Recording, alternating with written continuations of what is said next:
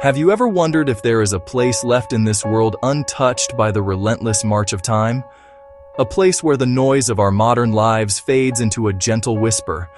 Imagine a valley, cradled between ancient sleeping mountains, veiled in a soft, persistent mist. This is the entrance to Aethelgard. It is not found on any map you can buy. You cannot set your GPS to guide you here. You find it only when you are not looking, when you let your feet wander from the well-trodden path.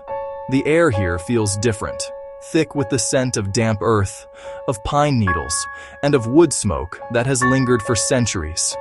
It feels heavier, calmer, as if time itself has slowed its pace to a gentle, strolling gait. As you step into this hidden realm, the world you know begins to dissolve. The hum of traffic is replaced by the soft rustling of leaves in a perpetual breeze. The glare of screens gives way to the dappled sunlight filtering through a dense canopy of old-growth trees. Here, every sound is natural and ancient. You can hear the distant, melodic call of a bird you have never heard before. You can hear the gentle murmur of a stream as it winds its way over smooth, moss-covered stones. It is a symphony composed by nature, a lullaby for the soul. The feeling is one of profound peace, a quiet that settles deep within your bones, silencing the chatter of your own thoughts and worries. This is a place that breathes history with every passing moment. The very ground beneath your feet seems to hold memories. You are not just an observer here, you become part of its timeless story. The village of Aethelgard does not shout its presence, it whispers it. As you walk down the main path into Aethelgard, you see the village unfold before you. The buildings are not merely old, they are ancient storytellers.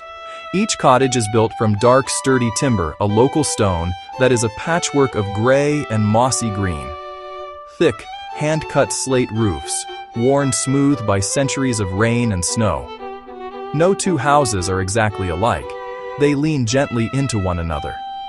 Smoke curls lazily from stone chimneys, hearths and ovens, burning oak and baking bread, small windows with wavy glass, the world outside like a watercolor painting.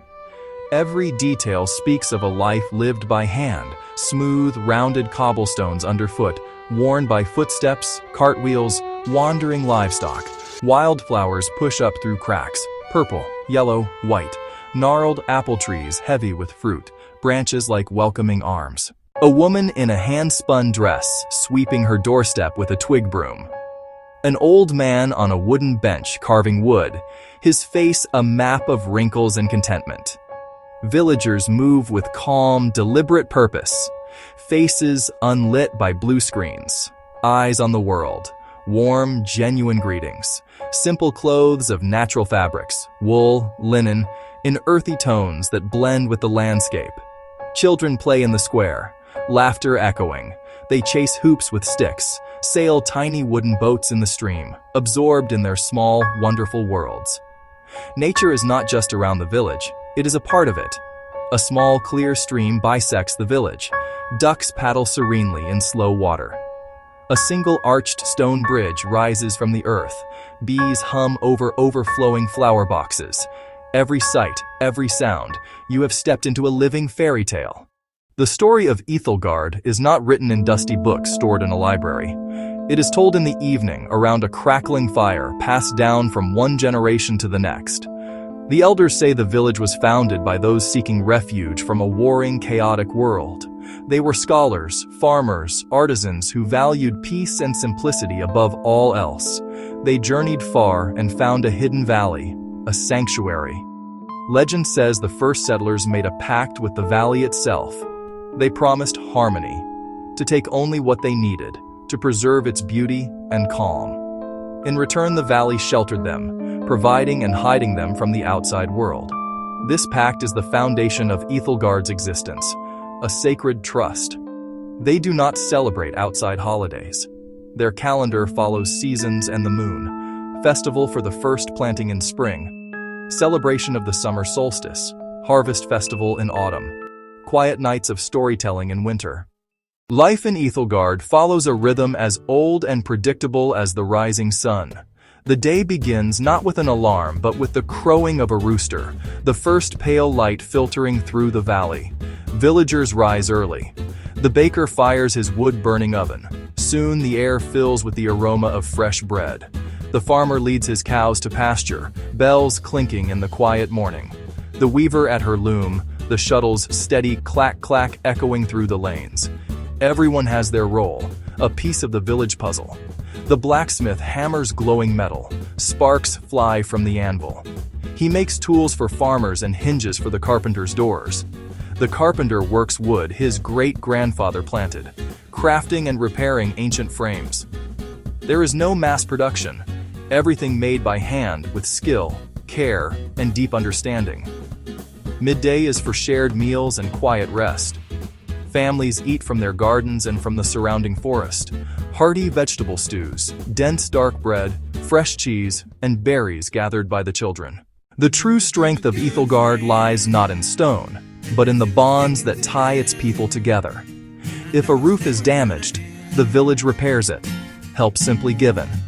This mutual support is the invisible architecture stronger than any wall. Decisions here are not made by a single leader. They are made by the community as a whole.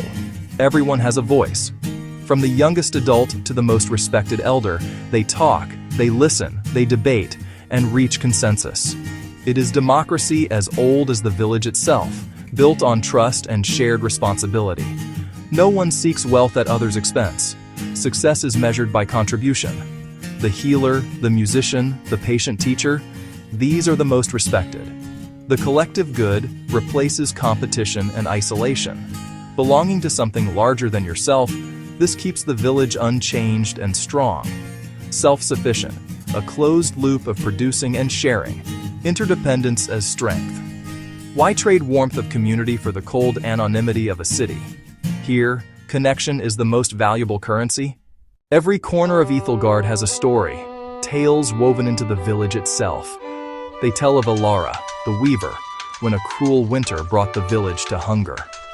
The crops failed, the hunters returned empty-handed.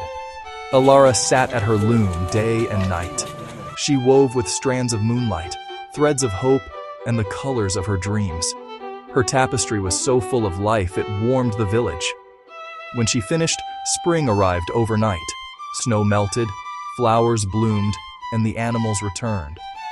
Each spring the weaver adds a single silver thread, a promise never to lose hope. They tell of the silent piper, whose music soothed babies and mended hearts. For one summer, joy filled Aethelgard. He left his flute, but none could make it sing. Legend says only a pure heart seeking others' joy can play it. The ritual reminds them that the greatest gifts are shared, not owned. Of all traditions, none is more beautiful or poignant than the festival of fading light. On the autumn equinox, light and darkness balance before long nights begin. It is not loud. It is a quiet, reflective way to honor time and the grace of letting go. Each, from the smallest child to the oldest elder, holds a boat made from a single leaf. Inside, a single lighted candle. They reflect on the past year, its joys, sorrows, successes, and failures. When the last sliver of sun disappears, a hush settles. One by one, they release their memories to flow downstream. Only the murmur of water and the soft crackle of flames remains. The stream becomes a river of light, a breathtaking constellation on dark water. Together they watch until the last lights vanish. They are not trying to forget. They acknowledge, honor, and then let go. Everything is temporary. Light, warmth, life itself. Even as darkness falls, we can create our own light and find beauty in release. In an age of satellites and exploration, how can Aethelgard remain hidden? It is more than remoteness. It is protected by a philosophy. They have no interest in the outside world, and the world has little reason to find them. No goods to export, no strategic resources, no desire for wealth, fame, or power. Invisible to ambition. A few stumble upon the valley, welcomed with kindness, given food and shelter. Gadgets fail. No service, no internet, no electricity. They are forced to disconnect, to be present. For some, the quiet and slowness are unsettling. No one is forced to stay or go. Many leave, and memories fade, like a story they are not sure was real. Aethelgard builds no walls. Its way of life is a filter, keeping only those who truly seek what it offers. A place like Aethelgard holds a mirror to our world. We gained instant communication, global travel, and infinite information. But what did we trade away? Deep community for shallow networks? Meaningful work for relentless jobs? The peace of a quiet mind for always-on anxiety? Old ways hold a forgotten wisdom. We need not abandon cities. The lesson is in values, community, harmony with nature, and meaning in simplicity. We can choose to slow down and reconnect face to face, to value what is made with care over what is made with speed, to find our own Aethelgard in our minds and hearts. Peace, purpose, connection. The most important things are not things at all. The wisdom of knowing when to strive and when to stand still. As we return from this journey, let us carry a piece of Aethelgard with us. Remember the cool mist on our skin, the sound of the weaver's loom, and candle-lit boats floating down the stream. Bring a little of its stillness into our own lives. Find a moment each day to pause, to breathe, and to notice the timeless beauty around us.